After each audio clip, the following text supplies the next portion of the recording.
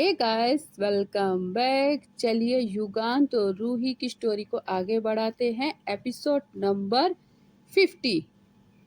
कियारा के सामने एक शेडो था जो बहुत डरावना था। बहुत डरावना शेडो देखकर कियारा की तो हालत ही बहुत ज़्यादा खराब हो गई और वह जोर जोर से चिल्लाने लगी, बचाओ बचाओ बचाओ। लेकिन हाय रे उसकी बुरी किस्मत, वो जिस कमरे में थी वह कमरा साउंड प्रूफ था, जिस कारण उसकी आवाज़ बाहर तक नहीं जा पा रही थी और वह शेडो बार बार दीवार पर दिख रहा था और बीच बीच में अपने हाथ पैर हिलाते हुए कियारा के ऊपर झपट्टा मार रहा था, जिससे कियारा काफ़ी ज़्यादा डर गई और डर के मारे वहीं पर बेहोश होकर गिर पड़ी। वहीं उसका फोन लगातार बज रहा था, पर कियारा बेहोश होने के कारण फोन नहीं उठा पा रही थी। वहीं दूसरी तरफ दुर्गा देवी का कमरा। कल्याणी बुआ और दुर्गा देवी बेड पर बैठी हुई थी और आज जो कुछ भी हुआ था उसके बारे में सोच रही थी। कल्याणी बुआ ने गुस्से में दुर्गा देवी को देखते हुए बोली, देखा मासा, देखा कैसे वो आपके बारे में बातें कर रहा था।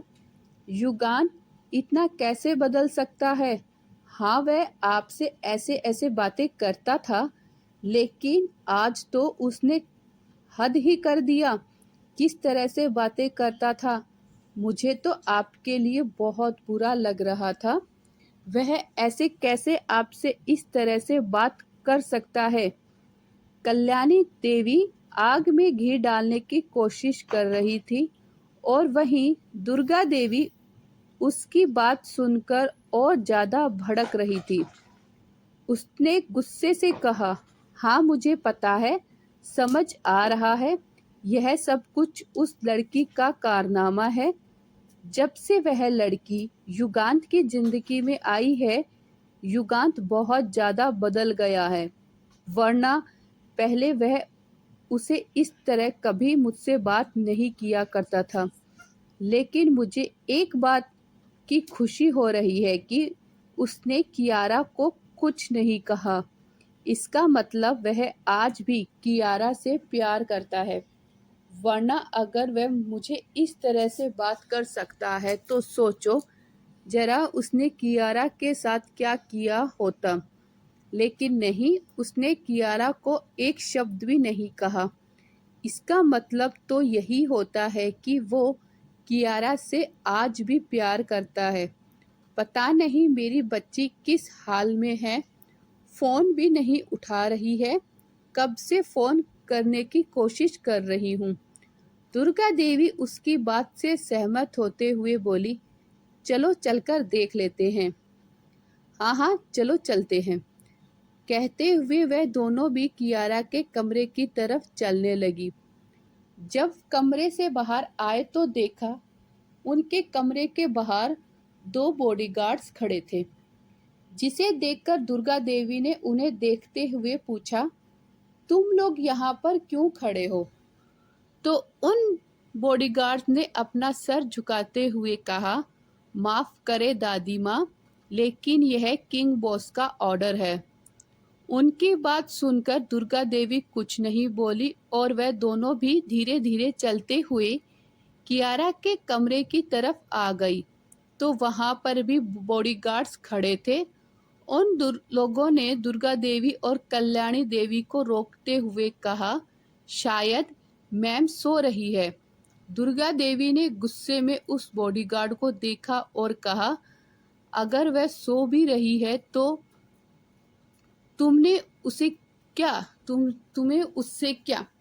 उसकी बात सुनकर बॉडीगार्ड्स ने अपना सर हिलाते हुए कहा, आप जाइए, अंदर जाइए। कहते हुए उन्होंने दरवाजा खोल दिया। इस बात को दुर्गा देवी और कल्याणी बुआ ने बिल्कुल भी नोटिस नहीं किया कि दरवाजा बॉडीगार्ड्स ने खोला था। वह दोनों भी कमरे के अंदर आ गई तो कियारा तो सच में बेड पर पड़ा हुआ देखकर उन दोनों ने भी सर हिला दिया। कल्याणी बुआ जाकर कियारा के पास बैठ गई और उसके बालों को सहलाते हुए बोली, मेरी बच्ची कितनी ज़्यादा थक गई है ना, देखो ऐसे ही कपड़ों में सो गई। दुर्गा देवी ने भी उसके बालों बात का तिजोरा देते हुए कहा, हाँ हाँ सच कहा तुमने, देखो तो कैसे सो रही है।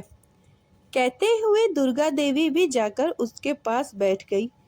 जैसे ही वह लोग कियारा के पास बैठे गए उस कमरे की लाइट बंद हो गई और बुरी तरीके से अंधेरा हो गया, जिसे देख कल्याणी बुआ और दुर्गा देवी हद से ज़्यादा डर गई। तो फिर से लाइट ऑन हो गई, जिसे देख अब दोनों ने चैन की सांस ली। तभी फिर से कमरे की लाइट बिल्कुल डिम हो गई और फिर से वही शैडो उन दोनों को दिखने लगी। जैसे ही वो शैडो दुर्गा देवी के पास आया, दुर्गा देवी जोर से चीख पड़ी और किसी मंत्र का जाप करते हुए अपने हाथ से उस शैडो को भगाने लगी।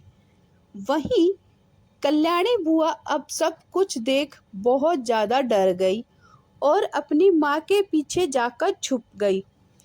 दुर्गा देवी ने गुस्से से उसे देखा तो कल्याणी बुआ ने डरते हुए कहा, मासा यह क्या है।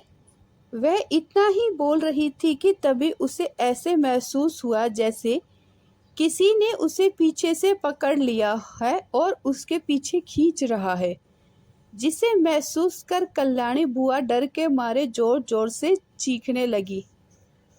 उसकी चीखें सुनकर दुर्गा देवी की तो हालत ही खराब हो गई। दोनों के माथे पर पसीना था और डर के मारे कांप रही थी। उनके हाथ पैर लटपट कर रहे थे। वो शैडो बहुत डरावना था और बीच बीच में हंसने की आवाज़ें आ रही थी, जिसे सुनकर दुर्गा देवी इतनी ज़्यादा घबरा गई कि उन्होंने अपने सीने पर हाथ रखा और वह वहीं बेड पर गिर पड़ी, जिसे देख कल्याणी बुआ जोर से चीख पड़ी। दुर्गा देवी के ऐसे गिरते ही कल्याणी बुआ जोर से चीख पड़ी। वो चीख ही रही थी कि तभी उस शैडो ने उसके नज़दीक आया और जोर जोर से हंसते हुए उसके आसपास घूमने लगा। एक के बाद एक ऐसे 3-4 शैडो उस कमरे में घूमने लगी, जिसे देखकर कल्याणी बुआ इतनी ज़्यादा डर गई कि वह चीखते डर के मारे बेहोश हो गई। जैसे ही कल्याणी बुआ बेहोश हुई, खिड़की के बाहर खड़े कबीर, देव, ब्राउन और राम एक दूसरे को देखकर मुस्कुराने लगे। कबीर ने एक नज़र दुर्गा देवी को देखा और कहा, पहले इस बुढ़िया को देख लेते हैं, वरना पता चला सच में टिकट कटा लिया इसने। राम ने चिल होते हुए कहा, युगांत का आइडिया है ना, उसका आइडिया कभी फेल नहीं होता। तूने तो पहले से ही उसे इंजेक्शन दे दिया था ना। कबीर ने अपनी कॉलर टाइट की और कहा, मैंने दे दिया था, फिर भी चेक तो करना ही पड़ेगा। इतनी आसानी से थोड़ी छोड़ने वाले हैं। आज के लिए डेमो था, अभी तो रात और लंबी है। कहते हुए वे जोर जोर से हंसने लगे। फिर वह चारों ही कमरे के अंदर आ गए तो देखा तीनों भी बुरी तरीके से बेहोश पड़ी हुई थी, जिसे देख राम, देव, ब्राउन ने तीनों को सीधा लेटा दिया और फिर उसे कमरे से कुछ कैमरे और टेक्नोलॉजी सिस्टम ऐड करके फिर वह तीनों भी कमरे से बाहर चले गए। राम के अपने मुंह पर हाथ रखा और बड़ी सी अंगड़ाई लेते हुए बोला, चलो अब जाकर सो जाते हैं। वैसे भी युगांत सिंह राणा ने हमारी नींद उड़ा रखी है। कितने दिन हो गए किसी लड़की के पास नहीं गया यार, बहुत टायर्ड फील कर रहा हूँ। कोई मिल जाती तो आज की रात तो अच्छे से कट जाती। कबीर ने उसे एक नज़र देखा और कहा, अभी अभी हम सजा पूरी करके आए हैं और राम और हमारे हाथ पैर भी गले में आ चुके हैं, लेकिन क्या कर सकते हैं कि इस आदमी के सामने तो कमज़ोर भी नहीं बन सकते। अगर तुम भी तुम्हारे नाइट रंगीन करना चाहते हो तो जाओ युगान सिंह राणा के खिलाफ जाने। उसकी बात सुनकर राम ने अपने माथे पर आए पसीने को साफ किया और कहा, मैंने तो बस ऐसे ही कह रहा था, मूड तो अभी तक बना ही नहीं है। सोच रहा हूँ सच में शादी कर लूँ यार। देखो तो युगांत की तो हो गई, जब अब मज़े लेकर सोता है। पहले तो बेचारा किसी लड़की को छू भी नहीं सकता था और अब अपनी बीवी के साथ हर वक्त चिपकता रहता है। उसके तो अब मज़े ही मज़े हैं। कहते हुए वह चारों ही अपने कमरे में चले गए।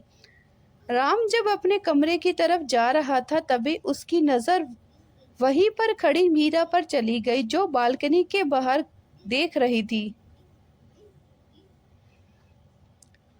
उसे ऐसे देख राम की आंखें एकदम छोटी हो गई और वह भी मीरा के पास जाकर खड़ा हो गया। उसने मीरा को देखते हुए पूछा, क्या हुआ, तुम इतनी रात को यहाँ क्या कर रही हो? सब कुछ ठीक तो है ना?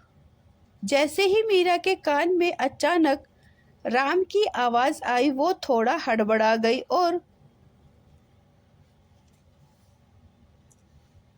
गई और बोली, नहीं नहीं, मैं ठीक हूँ, बस ऐसे ही नींद नहीं आ रही थी इसीलिए यहाँ पर खड़ी हो गई। उसकी हड़बड़ाहट देखकर राम ने अपनी आंखें छोटी की और कहा, नींद नहीं आ रही या फिर किसी गहरी सोच में डूबी हुई हो? देखने तो ऐसा ही लग रहा है। राम की बात सुनकर मीरा के बोलती बंद हो गई। फिर वह कुछ सोचकर बोली, कुछ नहीं, बस रूही के बारे में सोच रही थी। ऐसे कैसे युगांत जीजू उसकी गर्दन दबा सकते हैं? अगर उसे कुछ हो जाता तो? उसके ऐसे कहने पर मीरा थोड़ा सा मुस्कुराते हुए बोला, डोंट वेरी, वो कभी भाभी को एक्सेप्ट नहीं करे देगा, नहीं कुछ होने देगा, क्योंकि वह युगांत सिंह राणा की बीवी है और युगांत सिंह राणा जिसे मारना चाहता है उसे मारने के लिए एक सेकंड नहीं लगाता और जिसकी जान बचानी होती है वह उसे बचाने के लिए भी उसे एक सेकंड नहीं लगाता। इसलिए उसकी टेंशन लेना तुम छोड़ ही दो। वैसे कोई और बात तो हो तो बता सकते हो। यू नो ना, हम तुम्हारे फ्रेंड हैं। उसकी बात सुनकर मीरा मुस्कुराते हुए बोली, जी जी, आप राम जाइए।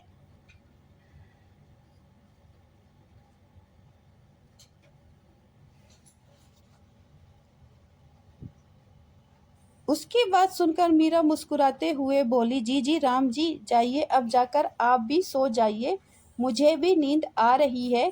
कहते हुए मीरा कमरे की तरफ जाने लगी तो राम उसका हाथ पकड़ लिया और कहा, एक बात पूछनी है तुमसे।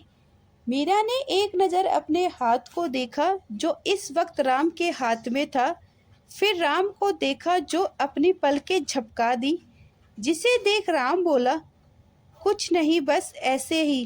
कहते हुए उसने मीरा का हाथ छोड़ दिया, जिसे देख मीरा ने एक नज़र उस हाथ को देखा और कमरे के अंदर चली गई। राम भी गहरी सांस लेते हुए भी अपने खड़ा हुआ और वह भी चला गया। क्या चल रहा था उसके दिमाग में यह वही जानता था। जैसे ही युगांत बाथरूम के अंदर आया, वहाँ का नज़ारा देख युगांत हैरान रह गया, क्योंकि रूही के पैरे कबर्ड की तरफ तहस नहस कर दिया था। वो इस वक्त बिना दुपट्टे के खड़ी थी। उसे ऐसे देख युगांत की आंखें छोटी हो गई और वह रूही को देखते हुए हल्के गुस्से में बोला, यह तुम कुछ क्या है माऊ, तुमने इतना ज़्यादा सब कुछ क्यों बिखर रखा है? यहाँ पर उसकी बात सुनकर रूही ने छोटा सा मुंह बनाया और कहा, मैंने कहा था ना आपसे, आप जाकर मीरा को बुला दीजिए, लेकिन आप हैं कि मेरी बात सुन ही नहीं रहे हैं। उसकी ऐसी रोने जैसी शक्ल देखकर युगांत उसके नज़दीक जाकर खड़ा हो गया और उसके एक गाल पर अपना हाथ रखकर उसे अंगूठों से सहलाते हुए प्यार से पूछा, क्या हुआ माऊ, सब कुछ तो ठीक है ना?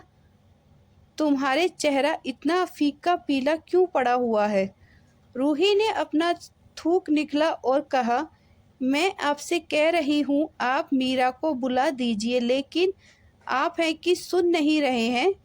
उसकी बात सुनकर युगांत हल्के गुस्से में अपनी दबंग आवाज में बोला, हाँ हाँ मैं पूछ रहा हूँ ना, उसे क्यों बुलाना है? अगर कोई बात है तो तुम मुझसे शेयर कर सकती हो ना।